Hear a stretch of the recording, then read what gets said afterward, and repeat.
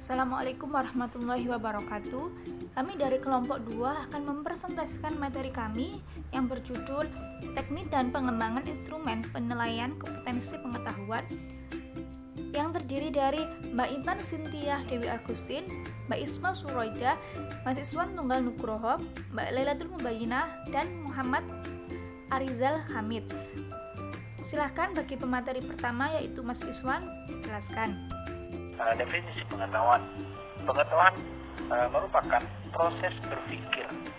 Berpikir di sini dalam artinya ialah kemampuan yang dimiliki setiap individu untuk menghubungkan, menilai, dan mempertimbangkan suatu kejadian atau peristiwa. Yang kedua, ruang lingkup pengetahuan. Yang pertama, pengetahuan faktual. Pengetahuan faktual berisi konvensi atau kesepakatan dari elemen-elemen dasar berupa istilah atau simbol dalam rangka belajar pembicaraan dalam suatu bidang disiplin ilmu atau mata pelajaran. Terus yang kedua, pengetahuan konseptual.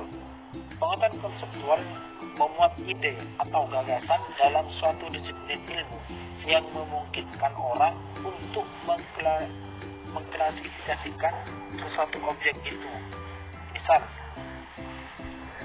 suatu objek itu. Terus yang ketiga, pengetahuan prosedural. Pengetahuan prosedural adalah pengetahuan tentang bagaimana urutan langkah-langkah dalam melakukan sesuatu. Pengetahuan prosedural meliputi pengetahuan dari umum ke khusus. Kira-kira seperti itu. Selanjutnya yakni kelebihan serta kekurangan kompetensi pengetahuan. Dapat kita ketahui bahwa teknik instrumentasi penilaian pengetahuan memiliki beberapa kerincian. Yang pertama, tes tulis, tes lisan, penugasan, serta portofolio yang masing-masing memiliki kelebihan serta kekurangannya. Yang pertama yakni kelebihan. Pada tes tulis memiliki 3 kelebihan, yaitu 1. Psikologi siswa lebih bebas dan tidak terikat. Yang kedua, objektivitas hasil penilaian lebih bisa dipertanggungjawabkan daripada yang lainnya. Yang ketiga, dapat mengukur kemampuan sejumlah siswa dalam waktu yang sama serta tempat yang sama. Selanjutnya yakni tes lisan. Pada tes lisan ini memiliki 4 kelebihan. Yang pertama, bisa melihat sikap dan kepribadian siswa. Yang kedua, tidak mungkin menyontek apalagi membawa kunci jawaban. Yang ketiga, jika pertanyaan yang diberi kurang dipahami, siswa bisa menanyakan kembali.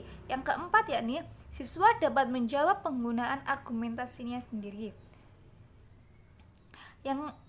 Selanjutnya yakni penugasan. Yang pertama, membina tanggung jawab dan disiplin siswa. Kedua, membina siswa agar mencari, mengolah, dan memahami informasinya sendiri.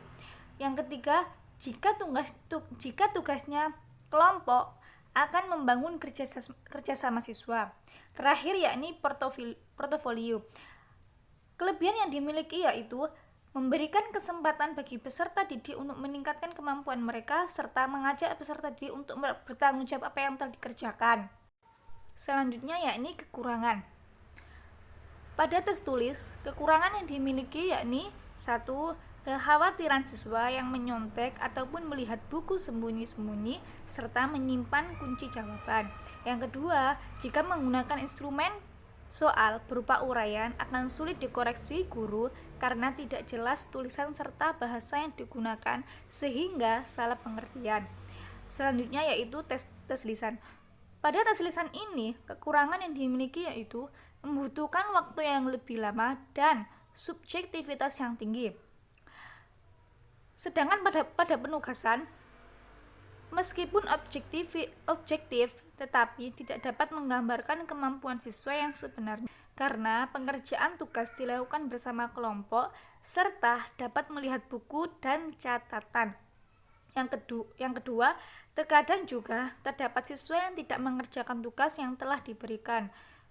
Yang terakhir, portofolio.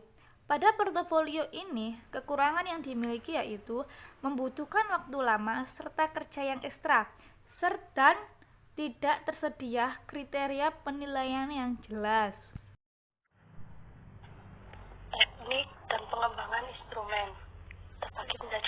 yaitu yang pertama teknik tes hasil pembelajaran kognitif, yang kedua teknik non-tes hasil belajar kognitif. Yang pertama, teknik tes hasil belajar kognitif, yaitu ranah pengetahuan. Dalam segi kemampuan yang berkaitan dengan aspek intelektual yang terdiri dari 6 aspek, yaitu pengetahuan, pemahaman, aplikasi, analisis, sintesis, dan evaluasi. Teknik ini memiliki 2 cara, yaitu yang pertama, tes tertulis. Tes tertulis adalah sekumpulan pertanyaan atau tugas yang berbentuk tulisan yang bertujuan untuk memperoleh informasi tentang kemampuan peserta didik. Tes tertulis dibedakan ke dalam 2 bentuk, yaitu yang pertama bentuk pilihan ganda, yang kedua bentuk soal menjodohkan. Selanjutnya, tes lisan. Tes lisan biasanya berupa pertanyaan, perintah maupun kuis yang dilakukan oleh guru secara lisan ataupun secara tugas untuk peserta didik. Dengan menjawab dan merespon pertanyaan tersebut secara lisan. Tujuan dari tes ini yaitu dapat menumbuhkan sikap berani berpendapat, mengecek penguasaan pengetahuan untuk memperbaiki dalam pembelajaran, percaya diri, dan kemampuan berkomunikasi secara efektif. Yang selanjutnya, teknik non-tes hasil belajar kognitif. Menurut Departemen Pendidikan Nasional pada tahun 2004, ada beberapa teknik non-tes yang dapat digunakan untuk mengevaluasi hasil belajar kognitif.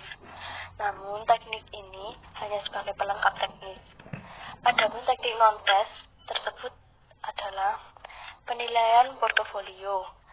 Menurut Paulson, portofolio ini adalah kumpulan pekerjaan siswa yang menunjukkan usaha, perkembangan, dan kecakapan mereka dalam satu bidang atau lebih. Portofolio dapat digunakan oleh peserta didik untuk melihat kemajuannya sendiri, terutama dalam hal perkembangan pengetahuan mereka, sikap, keterampilan, dan ekspresinya terhadap sesuatu. Yang kedua, indikator penilaian. Indikator penilaian yaitu unsur-unsur pokok yang dapat menjelaskan kemampuan peserta didik dalam menyelesaikan satu pendidikan tertentu. Sekian presentasi dari kelompok kami. Kurang lebihnya mohon maaf. Wassalamualaikum warahmatullahi wabarakatuh. Terima kasih.